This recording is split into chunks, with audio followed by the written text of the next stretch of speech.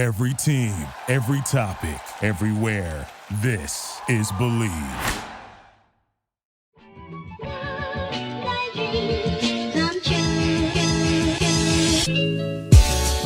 Welcome in to another edition of the JMU Sports News Podcast. I'm Bennett Conlin, joined by proud Seattle Seahawks fan, Jack Fitzpatrick. Damn right. Seahawks are rolling, folks. Don't call us Super Bowl contenders just yet, but next week you by all means can. On the other side of that coin, welcome in Bennett Conlin, known Detroit Lions sadist. Look, they got the one win. They're building for the future. They're already trading guys away and loading up on draft picks. And the cycle continues, right? The NFL draft is their Super Bowl. Draft to top 10 tight end, right? And trade him. Yeah. That's sort of the plan, is anytime you can reach for tight ends early, do it. Even though nobody on the defense is good. So I'm sure we're going to go quarterback, which I'm fine with. And then we're going to go like running back at like 15 with the Rams pick, which would be sweet. As a Seahawks fan, we have the Broncos pick, so seeing them win on Sunday in London was a bit of a bummer. Because not only is it fun watching Russell be terrible, it's also fun to watch them be terrible and know that with each loss, the Seattle Seahawks are getting a better draft pick. And for once in my life, I'm happy for a first-round draft pick. But I don't know why we're talking so much about all of this stuff right now. People want to hear our NFL takes early in this JMU podcast. That's what people come here for. Oh, exactly. And you know what else they come here for? Three Notch'd. They come here Notch'd. For Three Notch'd. Minuteman Mondays every Monday. $3 pints. Pretty dang cool. Wednesday game nights. $5 flagship pint. This is one of the few times we've recorded not on a Monday or Wednesday, which is exciting because usually we're recording. It's like, oh, if you're listening live, like you should just be at the Valley Collab House, right? Yeah. Getting your beers. But today's Tuesday, so you can prepare for next Monday. You can prepare for game night tomorrow, whatever it is. Get yourself there. We'll be there less than a month now, this month. Are you excited? I am pretty excited, yeah.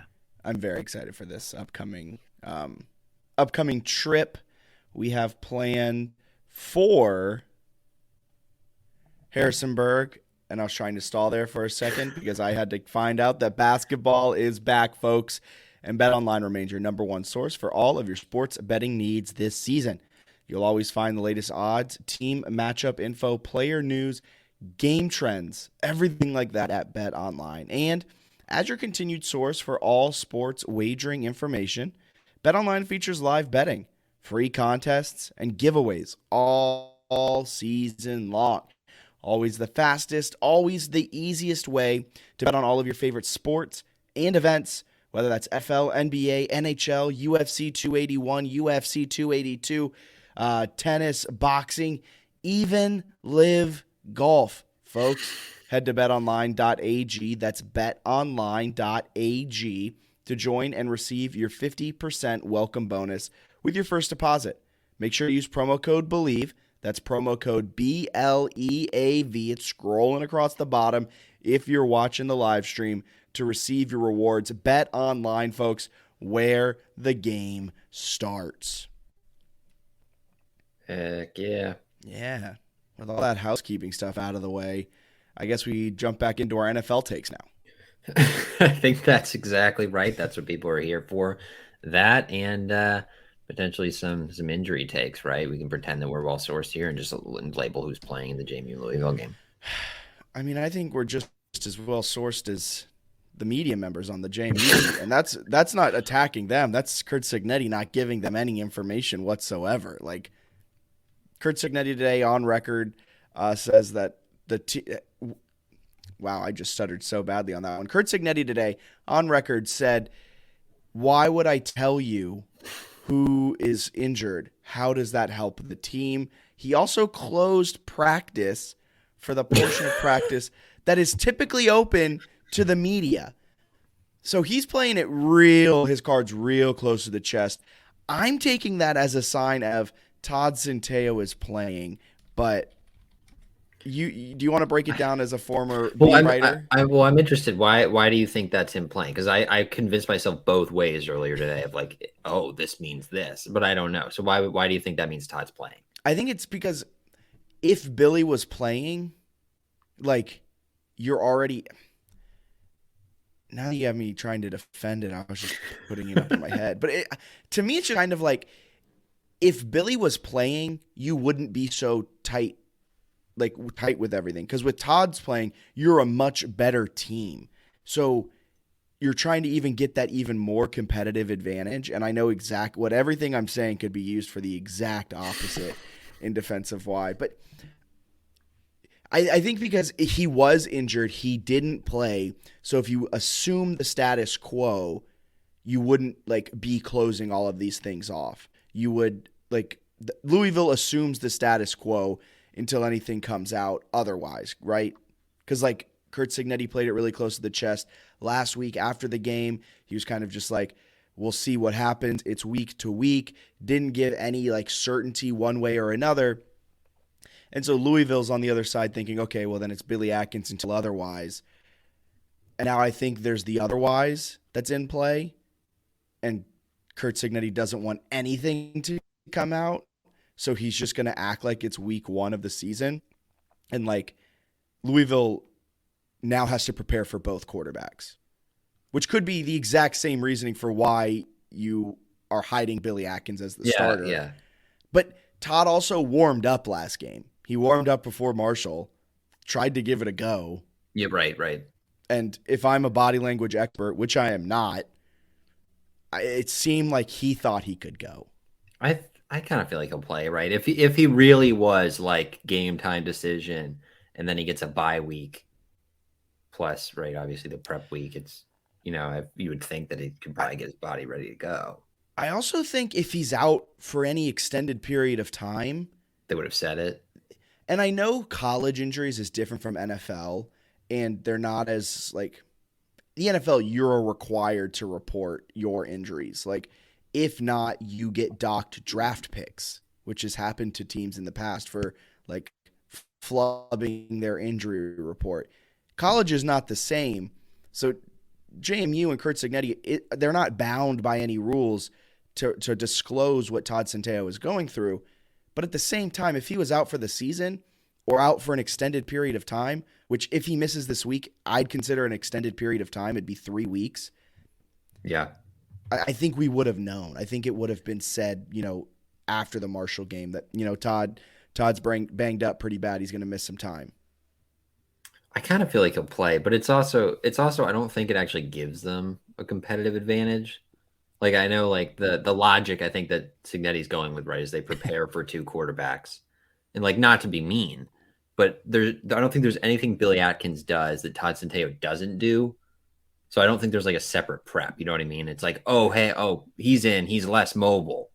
That's not I don't think that would necessarily change a lot game plan wise. He was 13 of 35 for 4 interceptions and took 7 sacks against Marshall. I don't mean to be mean. He's just barely played college football as a starting level. So I don't think there's the Louisville defensive coaches who just bodied Sam Hartman are shaking in their boots about a backup at the G5 level. I don't think there's a competitive advantage there.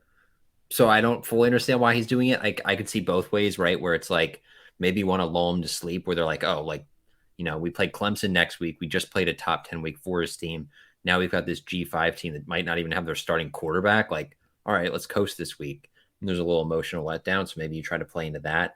Or on the flip side, Centeio can't go and you want them to prepare 90% for Centeio so that you can maybe throw some wrinkles in with Atkins and have a puncher's chance of keeping it competitive. I don't know. I just think that he's probably fair that there's no actual benefit to JMU for saying it. So he's just not going to say it. Yeah, probably. Moving on, you brought something up, and I'm seeing it through the JMU fan base, and I'm seeing it through kind of the college football landscape too now, is that it's almost like a foregone conclusion that Louisville's just going to dominate JMU. And I think JMU still has very much a chance to win this game. I think these last 2 weeks have flipped the script entirely on how we're coming into this game. 2 weeks ago, I was saying on the podcast, I don't see JMU being an underdog in any remaining games on the schedule, and that was even looking at Louisville. That was at the point where Louisville had lost to Boston College at Boston College. They weren't looking necessarily strong, lost to Florida State. narrow win against UCF and a bad loss to Syracuse. Well, it's turned out Syracuse is actually a pretty all right team. Florida State's been up and down this season. Whatever. But we were sitting there, and it got to this point where I really thought JMU was going to be a favorite on the road in an ACC game. Well, I was wrong. But at the same time, 2 weeks have gone by, and now they've won their homecoming. Louisville has won their homecoming game. They then just blitzed Wake Forest, number 10 in the country, absolutely obliterated them at home. I don't know if I'm fully all in on Louisville yet, though, and I don't think JMU is this massive underdog that JMU fans are kind of just like, well, we'll hope we don't lose by 20. And it's just like, I think they still, with Todd Centeio, if it's Billy Atkins, buckle up for a rough ride, folks. But if it's Todd Centeio, I think there's a legitimate chance JMU goes in and pulls out the win. Am I crazy for thinking that still? I don't think so. Like the line opened at 10, it's down to 7.5. Like there's some sharp money on JMU. I don't know. Like I think if Centeio is healthy, I like their chances. Without him, it's obviously really hard because you've got a really inexperienced quarterback who going up against a Louisville defense that's pretty good. I think that's maybe the area that stands out the most with the Cardinals is everyone's like, oh my God, Malik Cunningham, which is fair because like he's awesome and very fast and they have good running backs. But he like, hasn't been good this season, though. I mean, he's been good, but he's been good as like a rusher. But yeah, his passing stats aren't frightening. But like he's got some ability, sure, fun to watch. But the defense is like a top 15 ESPN efficiency defense. Had 8 sacks from 8 different guys against Wake Forest, forced 8 turnovers. But they were good before that game. They've had some really good showings. They were good against Pitt. South Florida barely scored on them. Even like UCF, they've done a good job pretty much all year defensively. So they have guys on defense who are good and they're playing well. So I think that's something that's maybe surprising is usually it was like the Malik Cunningham and I guess Lamar Jackson show at times where it's like, oh wow, their quarterbacks are awesome, but they can play some defense this year. But still, I think JMU matches up fairly well when they're at full health. And I also don't think you could bank on an 8 turnover performance. Like they're not 27 points better than Wake Forest. They were 27 points better on Saturday, if that makes sense. Yes, sorry. It took me a minute to like conceptualize what you're saying. Yeah, they're not that much better than Wake Forest, but that day, all things considered, they were. Yeah, everything went right. They had 5 third quarter forced turnovers, and like I think they had 2 pick sixes. Like everything went right for them in that game, especially in the second. Yeah, it just seems like it's all just been flipped so hard all of us against because you couldn't. It's like JMU fans are throwing out the beginning of the season and how dominant they looked. And I know I was prisoner of the moment the last 2 weeks, like talking about like what's happened. This coaching staff needs to be held at the stake and burned alive for their questionable coaching choices. All that. I know the last 2 weeks I've been really adamant about some things. But at the same time, I've kind of taken the time to step back and look at the beginning of the season. They looked damn good against Middle Tennessee. They looked explosive against Norfolk State, but that's not necessarily saying much. They looked resilient against App State. They looked don't know what word I was going with for C there. They looked prepared against Arkansas State. Like any adjective, that run to start the season to get into the top 25, we can't discount. And it goes for the same with Louisville. You can't discount the beginning of the season and losing against Boston College, losing to Florida State, and just focus on these last 2 games. I think JMU has a real punter's chance in this game to really shock some people. Louisville's 56th in the nation in EPA, and we'll break it down later in the Three Notch'd opponent preview. But I don't think Louisville is all that much better than JMU because Scott Satterfield's still on the head. Scott Satterfield or Feld? Satterfield, yeah. Field still on the hot seat. Like 2 weeks ago, his seat was burning up. Now it's a little less hot, but like, I don't know. I just think it's weird that like the narrative is switched so quickly. Yeah, I think he's still an interesting one, right? Because the rest of their season, they have some pretty good teams left on it. So I mean, it's not crazy to think they could lose 3 of their last 4 or something like that. Yeah, I don't know. I think it's kind of that recency bias where it's like, wow, they just blew out Wake Forest. They're incredible. It's like, well, very rarely is an 8 turnover performance going to be replicated. And the same with JMU, where they're averaging 4.5 turnovers and a block blocked kick per game over the last 2 games. Like that's Yeah. unrealistic that they continue playing that poorly given how talented they are on the coaching staff. So I think both teams could have a little, coming back to the center in terms of what they actually are, with JMU playing better and Louisville playing a little bit worse. And yeah, again, it does center a lot on Centeo, right? Him being healthy, the offensive line, Kidwell and Wyatt, what are they able to do? So there are a number of injuries too that I guess Signetti is potentially trying to hide, where maybe, I don't know.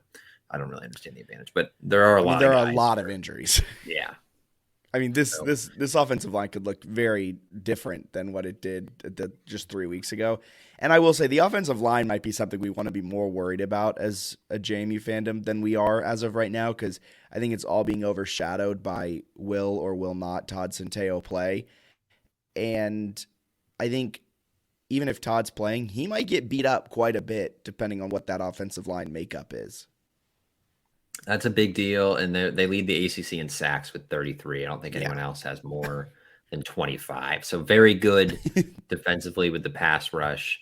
But another area where, like, offensive line or not, like, Centeo is better at eluding that sort of stuff than Atkins. Like, that's just more of a strength of his game. Centeo knows what a pocket is.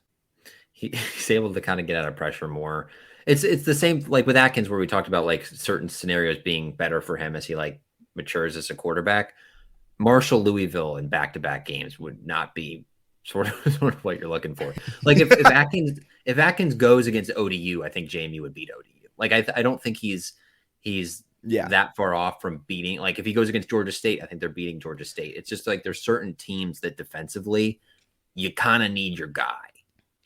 And even against Marshall, they were still in a opportunity to win that game. And like if they don't abandon the rush, they probably still win that game. So, like, I see what you mean. Yeah, against ODU, against an ACC opponent that seems to be peaking, you probably want your best quarterback. The only thing going in Atkins' favor, I think, in this game is the fact that if there's a weak spot on this Louisville defense, it's their rush defense. They're 22nd in the nation in EPA, but they're 46th in rush defense, which, like, is still really good. Yeah. But if you're, like, looking for where's the weakness, I mean, they're 23rd against the pass, and then they're 46th against the run. So if you can get got anywhere, if this Louisville team can get got, it can get got on the rush, and that's where JMU seems to be resistant to use a lot, but is very, very good at it. Yeah, it's an interesting one. It's one I think they could play like a somewhat lower scoring kind of game and win. Like, I don't think the Cardinals on offense have been like, overly shocking. They have some really good players, but they kind of lean on the run more too. So like if JMU's run defense plays really well, and let's say you're going with Atkins and you just do quick passes and run the ball, like maybe you can win or even just lose like 24-17. Like Pitt lost 24-10. Yeah. Like I don't think that's like impossible. So I, obviously with Centeo, it gives you a better chance, but I think there are ways that if they don't have him, they could actually still sort of linger around. But if they do have him, I think I don't know. I think it's possible they upset him. It's an offense too that JMU can very well shut down. Like Georgia Southern, in terms of advanced metrics, is a better offense than Louisville. Like Louisville's offense is not necessarily great. They put up so many points and they blew out Wake, like you said. 8 turnovers, which means 8 short fields, 5 of which coming in the third quarter. 5 short fields. Like, you better damn hope your offense is able to score some points off of those, and that's how you win games. They're 85th in the nation in EPA in overall offensive efficiency. They're 68th in rush and 89th in the pass. So they're not going to necessarily slice and dice you through the air, which is perfect for JMU. Means they can load the box, means they can kind of sell out, be more aggressive on their fronts, be more aggressive on their rushes, maybe send – I don't know if Jalen Walker is going to play, another person there's a question mark on. But we wrote in our roundtable, Torres Jones has been, silently, I think, better than Jalen Walker. Jalen Walker's had the highlight plays, but Torres Jones has put together a fantastic season. So you have him back there. I think linebacker play will be big in this game, though, for the Dukes. Yeah, I mean, like one of the things we've talked about is like our concern in years past is like a running quarterback.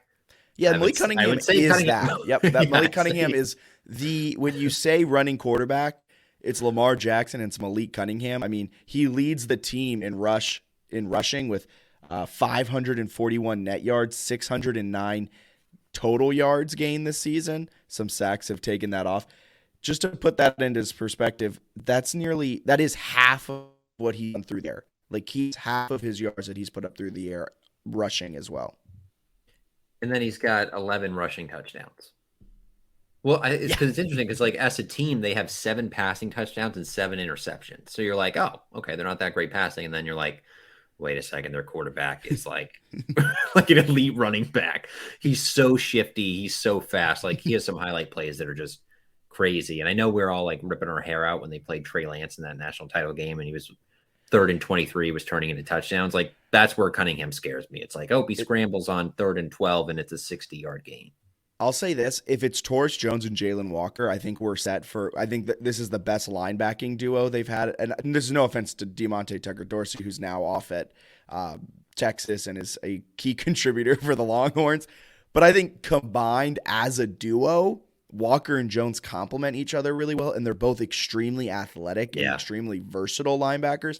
Tucker-Dorsey was a great sideline-to-sideline type of guy, but he wasn't necessarily a guy you could drop in coverage, a guy that you could do the things that Jalen Walker and Torres Jones to me are secondary players that play linebacker. Like, they're beefed up a little bit, probably a step or two slower than the secondary guys, but in a past life they played DB. Now they're playing linebacker, and their play is going to be pivotal to this game. Have to spy Malik Cunningham. Have to not sell out giving him open running lanes, because he's a quarterback that is going to tuck it and run if he sees daylight. He's not even going to go through his progressions. If you overrush something or you don't hit your gaps correctly, if you're not gap sound, he's going to make you pay. Yeah, he's elite, and they've got some safeties. No Sam Kidd, obviously, but they've got some. Well, not obviously, maybe if you're not paying that much attention, but I hate when people do that. Obviously, like, everyone's just like a diehard lunatic who pays attention to every injury. No Sam Kidd no Sam Kidd, but they still have like Q Reed and Surratt. I feel like are pretty good. And Chuck Winicky. Yeah, they can tackle at safety. So they have some guys like athletically that maybe can do some things if they want to spy with whoever. So I think that'll be kind of interesting to watch. The other thing I want to see on the other side of the ball, if it's possible, and we haven't talked about this a lot with the injuries, if Kalon Black is not on a pitch count, I'm very excited about the offense. Like, if it's Centeio, full Kalon Black, and Percy, like, I think that's a pretty good recipe for winning. I mean, with a fully healthy Kalon Black and a fully healthy Todd Centeio, granted, I know they were playing lesser opponents, but this is one of the best offenses in the country. Yeah. Like, and that's not an exaggeration, which is insane to think. If you had told me we'd be saying that 6 months ago, I would have called you insane. The Marshall one, I feel like, has thrown us all off because they didn't really have those two guys. Like, if they play, I think they scored 30 plus. Yeah. Yeah. Like, against Marshall's very good defense. I don't know. I just feel very confident in the offense. They've got guys at receiver who are good. The tight ends have been involved for the first time in like 5 years. The running backs are all like, I just feel like if Centeio's there, and you would think Kalon Black, I think what they were saying before was like a broken finger where they were worried he would aggravate it. But like, I feel like the more weeks you get on that, it should heal pretty good, because a finger, I don't know, I feel like those heal reasonably quick.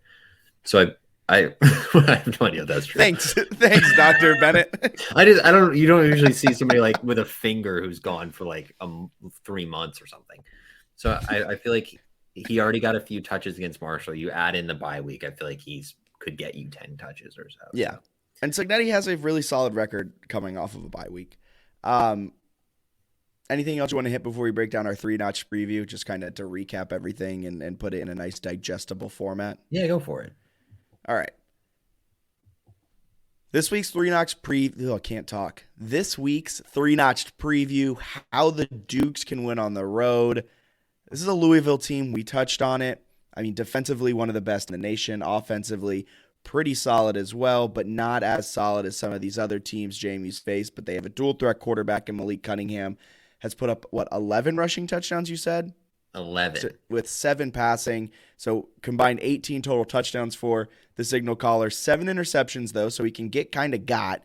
through the air. They rank 36th in the nation in net points per drive, 0.68 points per drive. They add 2.3 offensive points per drive, and their defense only allows 1.62, which is 19th best in the country. So this is a defense that is going to cause some issues for the Dukes, much like Marshall. What's the key? Put it in 15 words. I'm not going to count, though, on you. What's the key to the Dukes winning on the road? Health, probably, right? Todd Centeio playing, perhaps, and running the ball, stopping the run. It's a typical, simple JMU style, I feel like, in this one. Final score? I'm going to go Louisville 31, JMU 24. Okay. I think JMU, this is a get-right game. I think it's a little bit of the quote-unquote spot. Louisville just took down number 10 Wake. They're looking ahead to next week. I think JMU wins 27-24. Sign me up for that. Love it. All right. So breaking all that down, anything else you want to talk about football before we get into the greatest time of year? Just the other thing that I will say, because I was reading some Louisville stuff. I know there was talk about like, well, what is Louisville doing with injury updates? Cignetti has no need to give injury updates. That's fine. But Satterfield in his presser did give one. So they asked, like somebody asked, is the team pretty healthy besides this one player? And he goes, yeah, the one guy is progressing well. He's going to be out this week, but he's doing great.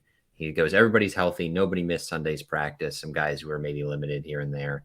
But we're all pretty much good to go. So just to clarify, other teams do, in fact, give injury updates. It's like a really not everyone does, but people are like, yeah, nobody does it in college. Not entirely true. Most teams do. A lot of teams are pretty transparent about it. Yeah, this is weird from what maybe the part where he's like not saying it in a press conference. Maybe that's not weird. I mean, it's odd, but let's not go weird. What's weird is that paired with closing practice to the media. The part where, yeah, it's like nobody can find out what's happening. That's what got me with the conspiracy theories, where I was like, oh, he's doing an Atkins Barnett package and he doesn't want anybody to see. But I don't know. It's like Centeio's in a sling and had shoulder surgery. That's my concern with the closed practice. Man. This is going to be a game, man. It's going to be an interesting game on Saturday. And it's going to be an interesting men's basketball season as the Dukes are preparing for the 2022-2023 season. First time in school history, well, duh, of course it is, that they will be playing in the Sun Belt. But more importantly, for the first time, I haven't fact-checked this, but the first time in program history, they're playing 3 non-D1 opponents in the same season. Not only that, I believe it's 3 D3 schools in Valley Forge, which opens up the season on November 7th.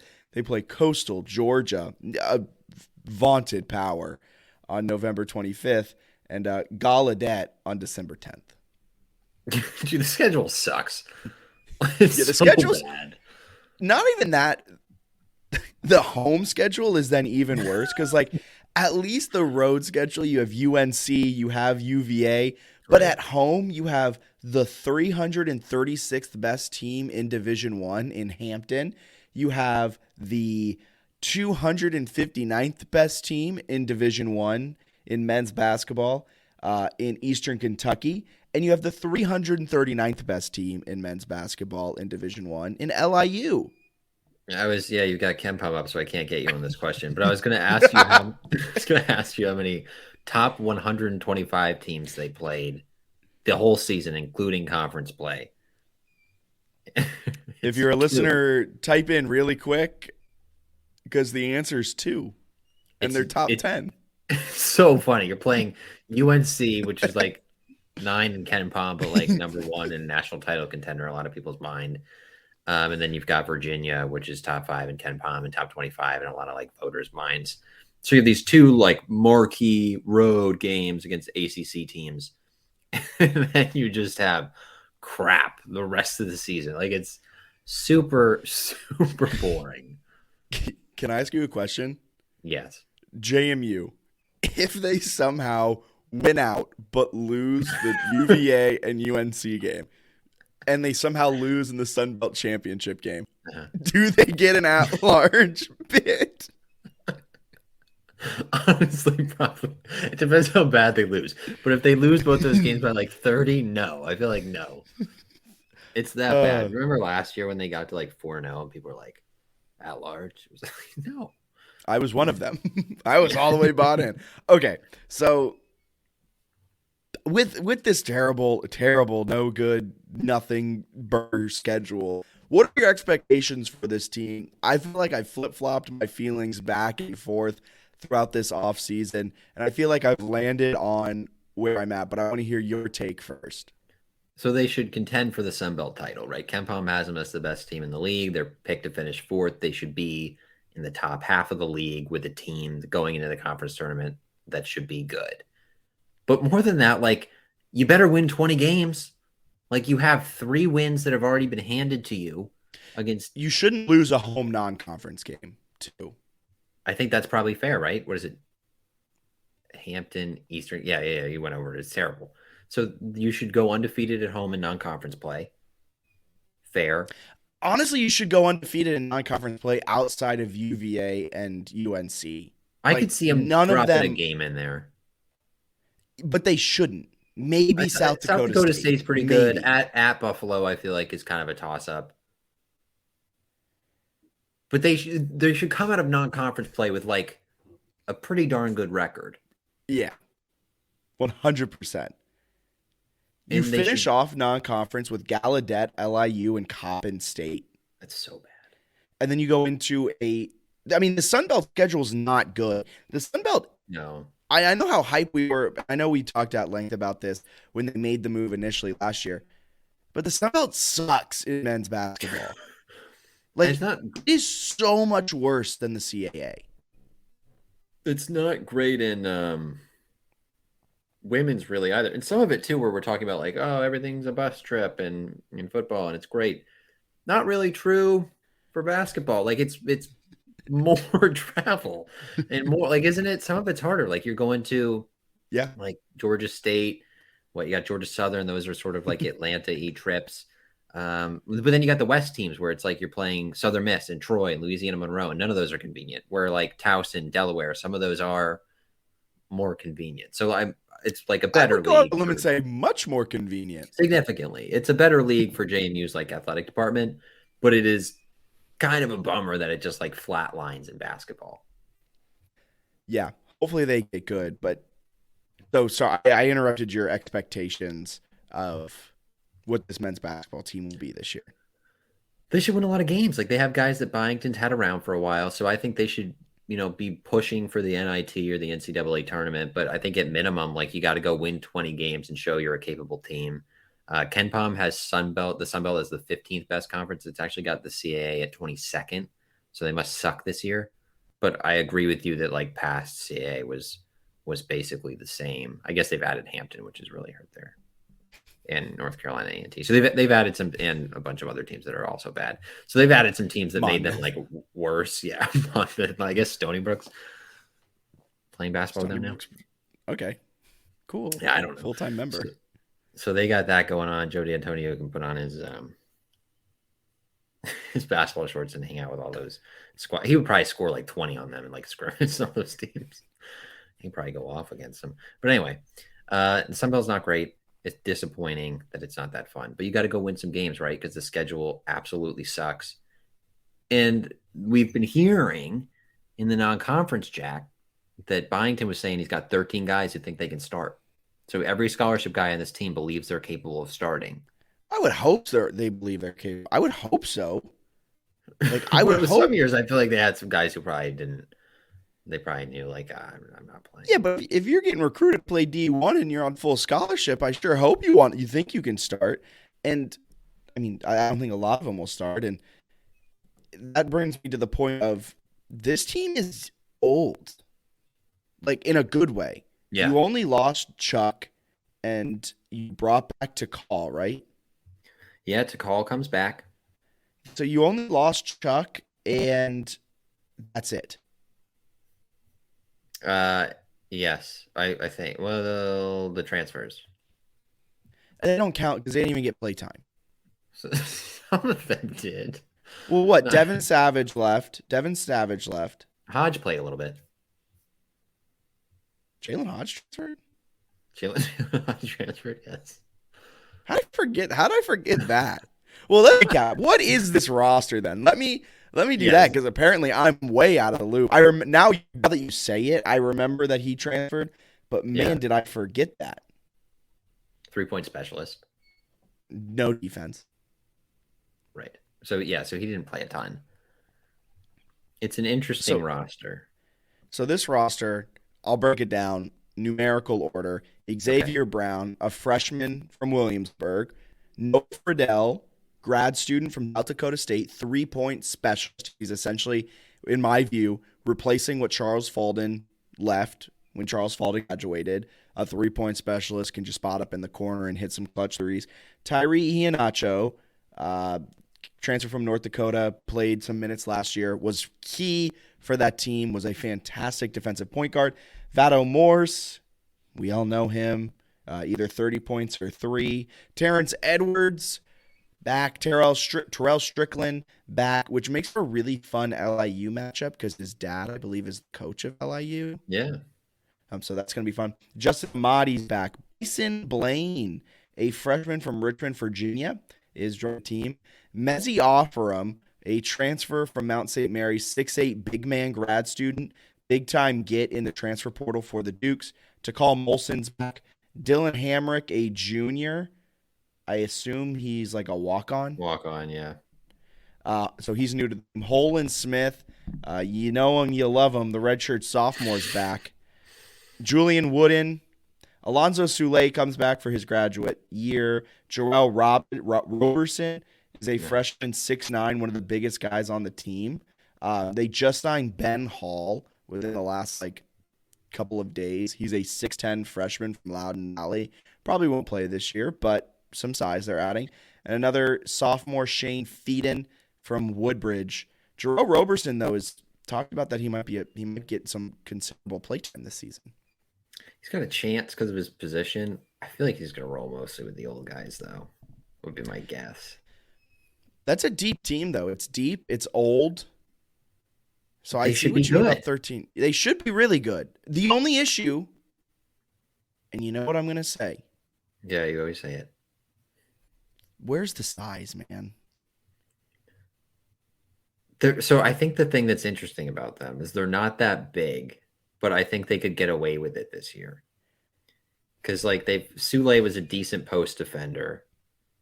Roberson gives him a 6'9" guy with some length as a freshman, even if he doesn't play that much. And then Offram at 6'8", 230 is all right, there's some decent size. And according to Byington, it's a league that's not that big. They play kind of faster. So it's not quite like CAA where you got a 7-footer who's going to body you all night. So it might work in conference play. The non-conference schedule sucks. It's UNC will probably kill him in the post. But I feel like they'll get away with it. And UVA. But they've got enough there that I think they'll be okay playing kind of a small ball thing. The issue again, kind of built for small ball when you got some guys who aren't shooters per se. Built for small ball. This was my issue. You replace Charles Falden everyone was so hype about Noah Friedel coming in, and it's just he doesn't add anything. I think he's going to be good. He's a bucket. He is. So is Charles Falden, though. Yeah. Okay. It's you replace you didn't add a special player. You added Messi Offra, who was a needed add because if not, I was going to start questioning Mark Byington's sanity. And then you replace Charles Falden with Charles Falden. I think he's a better scorer. But yes, Falden was so good. I feel but he didn't shoot that much. So people are I feel it gets maybe pushed aside, but he was so efficient. He had so many late game moments where they lose that game if he doesn't hit that shot. He was huge. He was. Yeah, 100%. Okay. So that's so tough. I guess I am excited about the team offensively though. I don't want to sound like I think they are a small ball team, but when Takal Molson was on the floor and was playing his best, he was a fantastic slasher mid-range type of player. If we think Noah Friedel is going to be as good as we've been promised, that's a fantastic drive and shootout option. Morse is deadly from 3 when he's on. He's also a really good scorer. The question is then who's scores 4 and 5? That's where it gets a little hazy and a little questionable. I'm interested too for like Edwards and Iheanacho because there's been a lot of talk in the offseason about how like they're really versatile and what they can do offensively and defensively. I just want to see how they piece it all together and make it Work. fit because there's like a lot of guys where it's like, yeah, I could see how this guy contributes, but it's like, what's the lineup for them? How does that look? Because sometimes depth is like a little overrated. Like it's good to have, right? Especially if you have injuries. But sometimes people are like, oh wow, we're 11 deep. It's like I'd rather have like a great starting five than go 11 deep. So what's your five? Because I would think Morrison, Friedel, we talked about this in the offseason, kind of got to be on the floor a lot. Like you need, Yeah, guys they're who your can- your they're your best scoring options that can like yeah, fill it up. Call also is another good scoring option. So you yes, feel like he's going to eat up minutes. gonna play a lot. You would think. Julian Although, Wooden is one of your bigger players. And so like you think him and Sule will probably be playing like the 4-5 a lot. And so just from a pure roster management standpoint, you're so deep at guard that it just kind of becomes like, well, if Iheanacho's in, you need Friedel in. So that doesn't free up a spot for Edwards to come in because are you playing two maybe guards who can't really score? I think Edwards showed a little bit that he could score, but he's not like necessarily in a shooting way. He's like a slasher. He's going to get to the bucket and right? Yeah, so I think that's kind of what the well, he said he worked on his shot, but that's like the same thing where like every offseason, every player works on their shot, and you get all those stories, and then you get to game one, and sometimes it's like, oh, Kihei Clark's still not a great 3-point shooter. So, so Sounds like that one comes from personal experience, huh? it does like put all this work in. It's like he's a really fun player to have on your team, but I don't think he's a 3-point specialist. So I don't know. It's like how good can you get? Like how does Strickland fit in? How does Amadi fit in? There are just a lot of guys you got to get in there. And the thing that concerns me is 3-point because you talked about Molson. He's had 3 consecutive seasons below 30% 3-point shooting. Who are your like if Morse and Friedel are like your 3-point guys? Otherwise, they're just crashing the lane. But I guess in JMU's advantage, they want to go faster than any team in the history of basketball. So might get some fast break buckets. That's very true. I mean, they're going to run at a very fast pace. But yeah, I'm worried about the size. I'm worried about the shooting. I don't think it'll rear its head in Sunbelt play, but I think there's a good chance that at the UNC game you and I are attending, we might have to shield our faces in shame because they won't be able to defend anything low block against Armando Baycott. Yeah, it'll be interesting to see what those. Well, and it's also like I don't know. I don't. It's hard to know like what's the goal for JMU men's basketball. Make Is the it tournament. like it's just win make the it? Sun Belt. Okay, so if For that's right your goal- now, I would or- say, yeah, I think for right now, I think in 3 years, it's win an NCAA tournament game. But like you're in year, 3 of Byington. Year 1 was COVID. Year 2, you were barred from anything postseason. So like year 1 and year 2 are weird years. So this is year 1 back in the Sun Belt for him. I think this year it's make the tournament. It's win the Sun Belt. I think next year it's be competitive in the NCAA tournament. I think the following year, it's win an NCAA tournament game. And that might be a really aggressive timeline. But at that point, he'll be year 1, 2, 3, 4, year 5 in. He should have his guys. And if he's as good as we all think he is, he should be able to win an NCAA tournament game. yeah. At least put him. It in also, the mix. I think that's sorry to interrupt. Oh. You also have to schedule a better non-conference to be able to do that. Like, this is such a bad non-conference game that no matter what they do, they are a 16 seed if they win the Sun Belt. They're probably in a play-in game. Yeah, Shane Maitland had an interesting article where he asked like questions about the season as like his season preview, and he was talking about the schedule, and he was saying that it's like an interesting thing moving forward because if they're good enough this year where they get to a point where like they're not a bad loss for teams, it could make it easier to schedule. Like if you think JMU is capable, but they're still considered a bad loss, like right now where they're 127, but you might think they're like a good basketball team, you probably don't want to schedule them. You'd rather schedule like VCUs, whatever they are. Yeah. So yeah, somebody you're either going to kill or someone that if you beat them, it's considered like an okay result instead of like nothing. Or they would be so bad that teams would schedule them because they're like, if they go 10-20 in like the Lewis Rowe era, everybody wants to schedule them. So interesting. If they like have sort of a middle Sunbelt year, it might still be hard. But at the same time, not that hard, right? You can be able to get like. I also don't care like that much about like. I'm not saying we need to go out and schedule like 3 ACC teams Right. and a Big East team. I just don't want 3 D3 teams, man. Yes. Fill all of those spots with Division I teams. Give me Radford. Give me UNCW. And I know CAA schools probably aren't going to want to schedule us, but like, or we want to schedule them.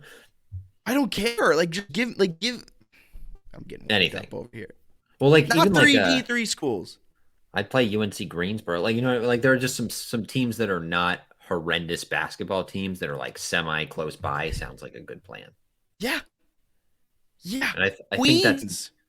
I think it's UNC doable. Charlotte. Sorry, Charlotte. Yeah, like Charlotte would be more fun. Like Wofford. Like I don't know. There's teams that are like so many opportunities. Where it's like I don't think Wofford's like combing through their non-conference, being like, this is gonna bust our resume bubble. Like I think you could probably get some of these teams to play you. Chattanooga would be cool. Like there are just some teams in there that I think would. Kentucky. I will say, I think COVID screwed a lot of the scheduling up for this year. Yeah, because they were also supposed to do other stuff earlier, where like they wanted to play UVA the first year, but it was COVID, and they're like, "Come next year, so we can have fans there and beat your butt." So, but I don't know. I have high expectations, but yeah, I guess the goal really is just win the Sun Belt. I think this roster can do that. But yeah, I think they could have some issues if they get into a tournament game. Which, if that's the concern with JMU basketball this year, like we're in the tournament, we don't think we're going to advance to the round of 32. I'm okay with that. That sounds nice. Yeah. All right. Preseason awards. Oh, preseason awards. MVP. Oh, that's a good question. MVP. I'm going to go Molson. I like that pick. I don't think that's a good pick in hindsight because he is coming off the injury. They might ease him into the season, but I'm going to go Molson. I think in conference play, he'll be huge. Okay. I'm going to go. This is a tough one. This might be a basic answer. I'm going to go Morse. That's going to get his. He's the primary ball handler. Like it was between him and Sule, and I just don't think Sule will like get enough looks. I think that's fair. Newcomer of the year. So freshman or transfer. I think it's going to be Friedel, the South Dakota State transfer. Yeah. I think he's going to score a lot. And I think he's someone that, like, because of the 3-point shooting where he's like can hit it like 40%, he's going to be really hard to take off the floor. So I think he'll be the guy. And I don't really see the freshmen getting a lot of run this year because they're so dang deep. I'll say Jarrell Roberson. Really? I hope he gets a little run because he seems interesting. I think if he proves to be above average, he'll get minutes. And then if he can like develop as the year goes on, he's larger than I think everyone on this team. So like player-wise, yeah. You have the ability to play him more. If he's athletic, he can kind of take that 4-5. He can be I think there's opportunity for Roberson to see the floor a lot. Now, if we're like making betting lines, he's by no means the favorite. The favorite is most likely Friedel. How do you pronounce it? I think it's. I don't remember. Let me look. Okay, it up. Let's but see like if they put it, it's Friedel or one of them. If we're going betting lines, Friedel's the favorite. But I think Roberson is a long shot enough to give you kind of dark horse vibes where you'd want to take that ticket type of thing. And last, while you're looking that up, I want you to think of most improved player.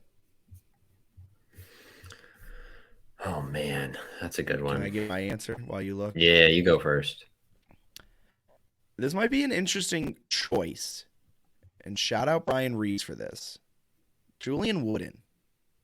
Wow. Julian Wooden showed a lot of promise.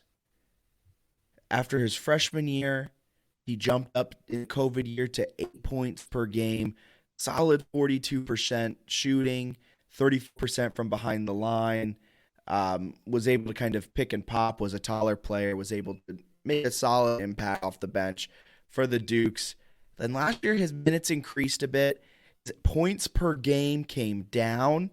His shooting percentage was all right. It maintained the same.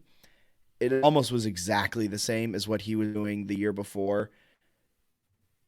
It just seemed like his game was lacking a little bit. He takes shots when he could have driven to the hoop. He drove to the hoop when he should have probably taken a shot. I think Wooden will make a step forward this season. I think he'll increase to double-digit scoring. Really? I think he'll be the most improved player. I like that pick. That'd be big if they get a good year out of Wooden. Would be big. I'm gonna go Edwards, Terrence Edwards. Feel like he's due. I'm gonna buy the preseason hype that he's playing out of his mind. There are other players saying he's their favorite point guard to play with, which made me be like, wait a second, point guard. I don't know if it's good. I think that's exciting, man. He's distributing the ball. He's running a little point forward. I think Morse. I like Morse if they stick him at 2, where he doesn't necessarily have to handle it all the time. And they can do different things with him. I wouldn't have Edwards playing the point most of the season because you have so many like ball handlers. But I think he's fun if he can take it up in transition. I just feel like he rebounds well. He's going to score a little bit. He'll have some assists and steals. I feel like he's versatile. And if he can do literally anything with his jump shot, like he's got a chance for a really special season. So look forward to watching him play. Awesome. Now, women's basketball. You're excited about this one. I have a couple questions about this team. Oh, I'm excited. Yeah. It's going to be a good year. I mean, the Sun Belt, again, is good in women's basketball. But the women's team has a much better schedule compared to the men. Against Maine, they do play a team called Millersville. Never heard of them. But they welcome in Queens. Not D1. Okay, awesome. Love that. They welcome in Queens, which is D1 now. Queens, I believe, is coached by a JMU women's basketball alum. Don't quote me on that, but I want to say in my research when I work with Queens, I figured that out. Play Longwood. They also play UNC, Liberty, VCU, Maryland, Eastern Shore, William and Mary, and Hampton, Eastern Michigan, and St. Joseph's and/or Wright State. So a really solid non-conference schedule that leads them into a lackluster Sun Belt schedule. But this is a team that has kind of regressed since losing Kamaya. Coming off of a 14-15 season. What were you going to say? Sorry. I was just going to say they've had some tough injury luck, but it's getting to a point where it's so many years in a row where it's like, what's happening? Like, how is that possible? Like, if you have like 6 years of bad injury luck in a row, yeah, what is happening? So that's a little alarming to me. Also, last year's injury was weird because like Peyton McDaniel, who's a key piece for this team, was like a game time decision for game 1. And then like by game 4, Peyton McDaniel's out for the year. And it's like, what changed over the last week? What? So that was something. But they're also deep, and I feel like they should be good and better defensively. They have experience. Like this is another one. Both basketball teams. Like you got to go get me 20 wins. Like you should be a good Sun Belt contender. They're picked to finish 6th in the Sun Belt. Feels low. Like Kiki Jefferson is capable of being the best player in the conference. I don't know. Like when you have that and you return Claire Neff and Peyton McDaniel is supposed to be able to play this year. Hazel is pretty good. Has played a good amount. You know what I mean? Like there's a lot of players that they've had, plus some like transfers. Kozlova from Middle Tennessee, who's 6'4", and supposed to give him a physical presence in the post. That seems exciting. You've got the TCU transfer, Caroline Germond, who's supposed to be, it sounds like, the starting point guard. They like what she can do and sort of compared to Logan Reynolds a little bit, pass first, but tough. So I don't know. It's like you've got the talent, then you have a Texas transfer. I think she's not eligible till like December or something. I don't remember why. But like they're deep. They have a lot of good players. They have a ton of size. Yeah, should be good. they're set. They can be good. They're coming off of an abysmal shooting year last year. They Oh, shot yeah. the three a lot. Madison Green chucked it up over 150 times, hit it on just a 29% clip. The team shot 28% from deep. They shot 38% from the floor. Was not a good shooting year last season, and I think that might be because their defense was so bad. They had to force things on the offensive side, and they didn't have many options outside of Kiki. Kiki Jefferson last season is coming off of a career high in points, coming off a career high in minutes played, but it's coming off of a career low in field goal percentage and 3-point percentage. I think that was because she was forcing it last year where she felt like she had to be the offense a lot of times. So I think the key to this team having a good year is all those players coming together, but that defense to get back to the defense that JMU is known for. I agree. I think defense is going to be huge. The other thing is they had almost 200 more turnovers than assists. Oh my God. Just like they were turning it over a lot. They weren't scoring They were a lot. turning it over so much. So many times. They didn't have any games with single digit turnovers. Like they didn't have a single game where they only turned it over 9 or fewer times. Every game had at least 10. Do you have the stats in front of you? Yes. So don't look. Close your eyes. Okay. How many players had more than 50 turnovers on the season? More than 50? Yeah. Oh, man. 3. 3. How many had more than 40? Is it 5? Yes. Like that can't happen. And it's like it's primary ball handlers too that are Yeah. turning it over. Kiki turned it over 99 times. Jemiah Hazel turned it over 61. Brianna Tinsley 57. Jalen Carradine 45. And Alicia Goodman 42. Goodman's a player down in the post though, so like not as bad. I mean, it's bad for her to turn it over 42 times as a big man. Definitely bad. But not as bad when it's like your point guard bringing it up, if you know what I mean. Right. It's just tough when you have that many turnovers, and then it's like, oh, okay, well, did they make up for it with shooting? It's like, no, they shot 28% from 3. So like if you're not efficient scoring, like with shooting, and then you're giving away some of those shots, it's not going to go well offensively, and it didn't. But it's also one where it was like mind-boggling to watch them play. Because like they're clearly talented, and it seemed like sometimes they would just push pace and like go too fast and turn it over when it was like, oh yeah, 100%. Like why can't we just run a half court set or something? It was just like, Coach O, why don't we just call timeout and tell him stop? I know that's so much easier said than done, but there were times in those games where they're just like running their hearts out, and you're just sitting there and you're like, why? Why are you doing that? What's the point in trying to create a fast break off of an inbound pass after the opposing team hit a bucket?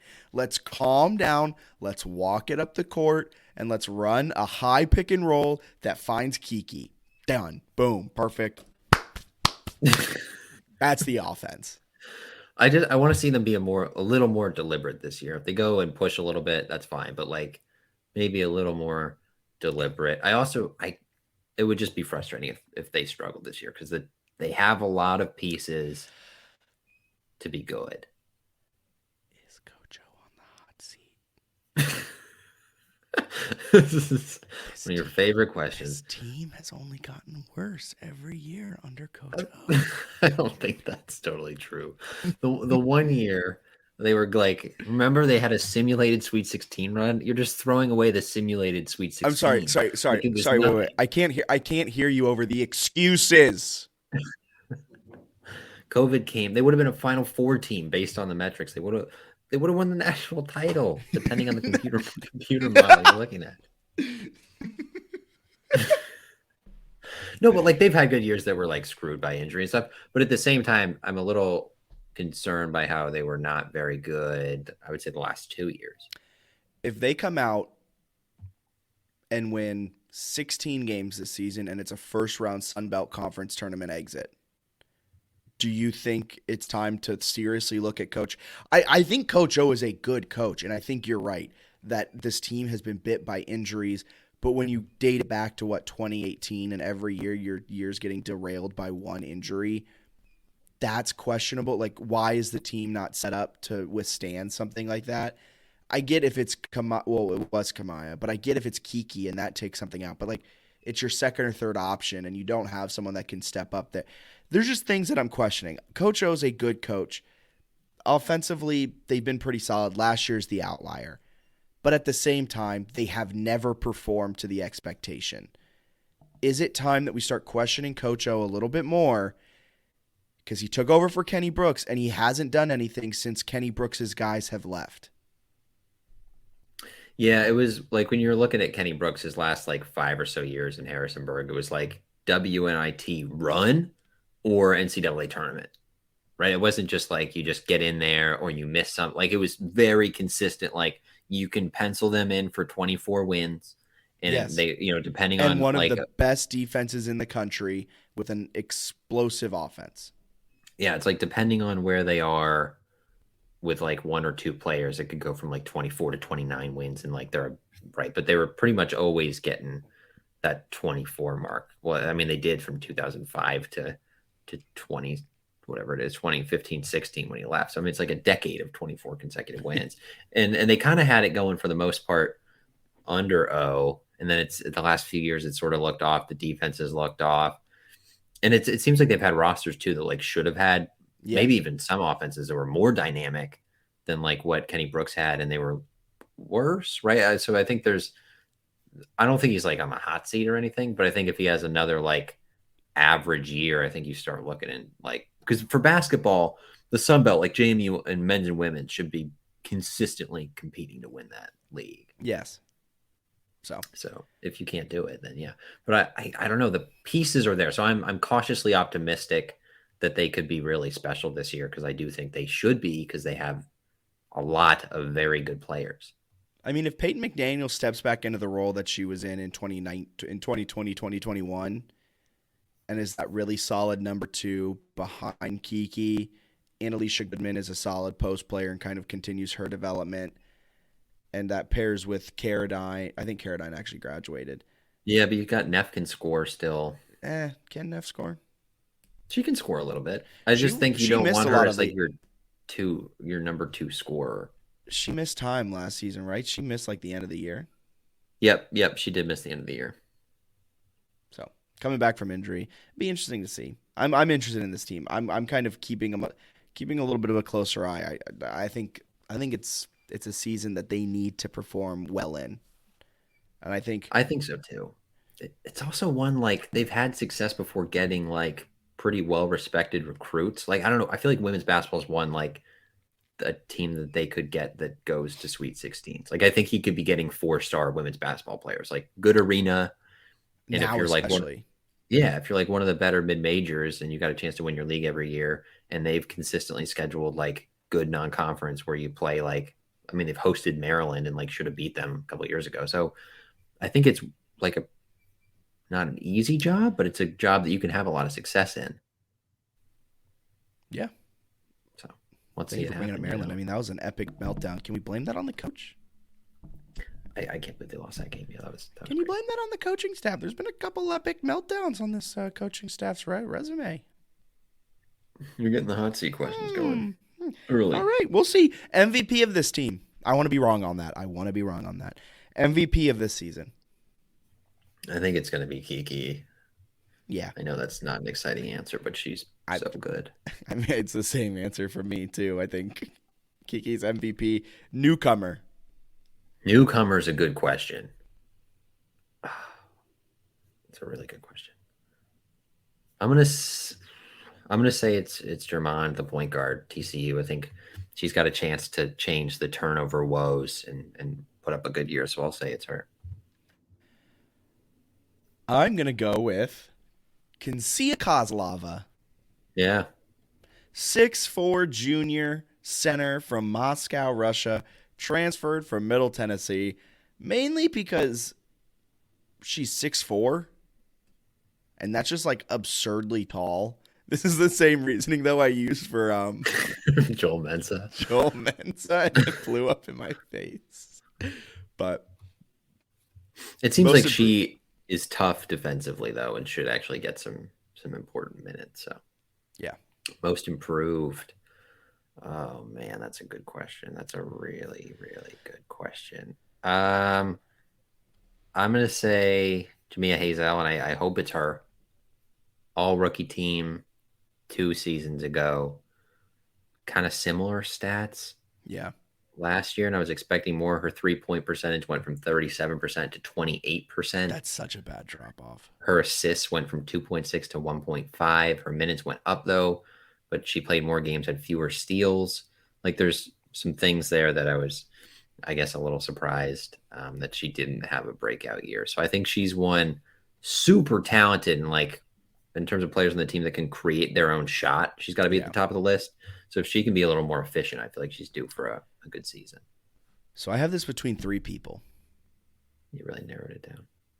Kiki, Oh, coming off of career lows in field goal percentage and 3-point percentage. okay. I think for this team to be good, she needs to increase that. And I think she can, and I think there's a real chance that there's a legitimate shot she's like absurdly good this year and could fall in the most improved category.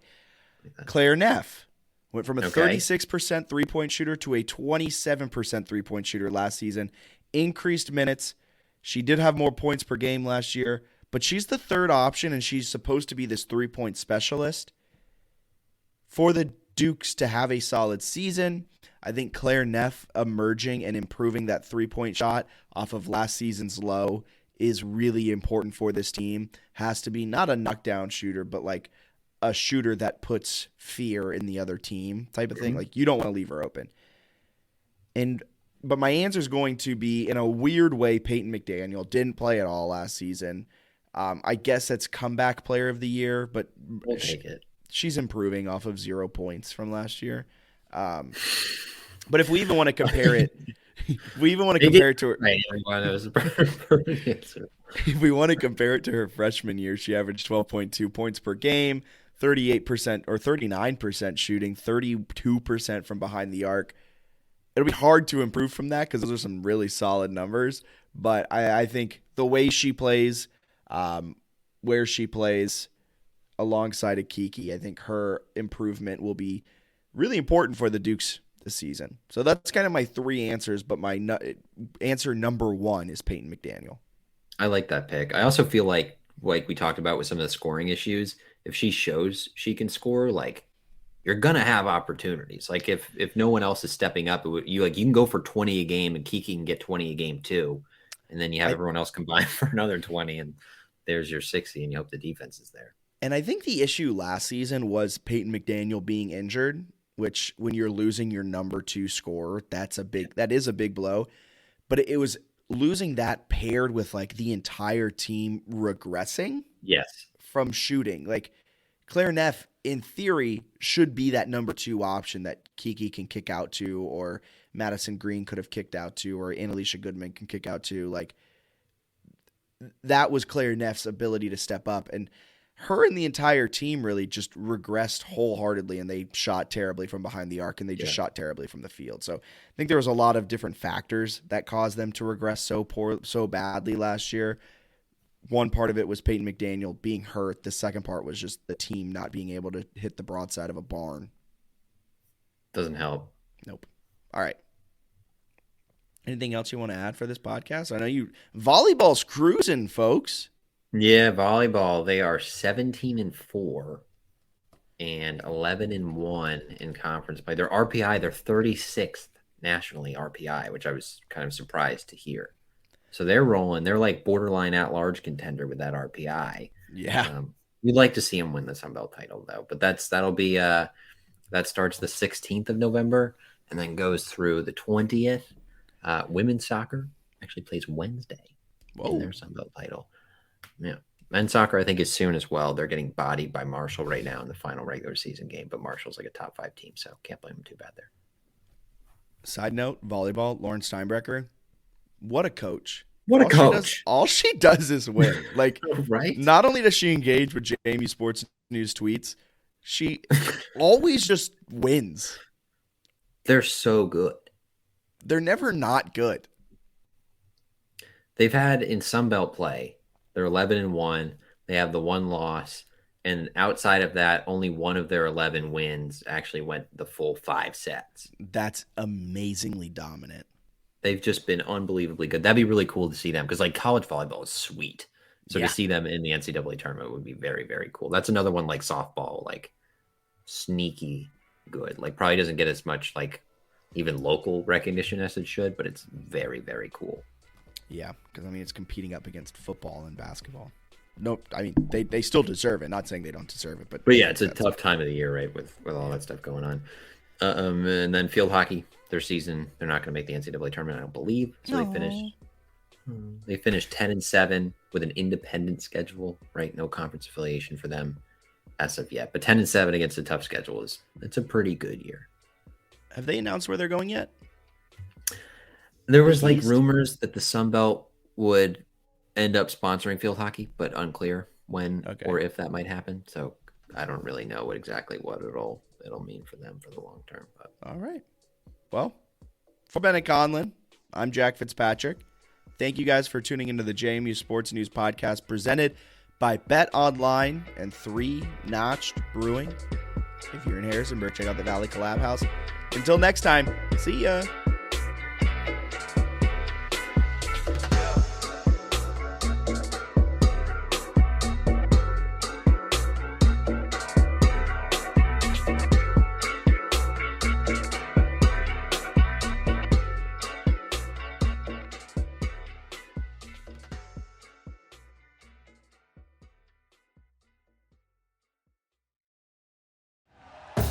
Thank you for listening to Believe.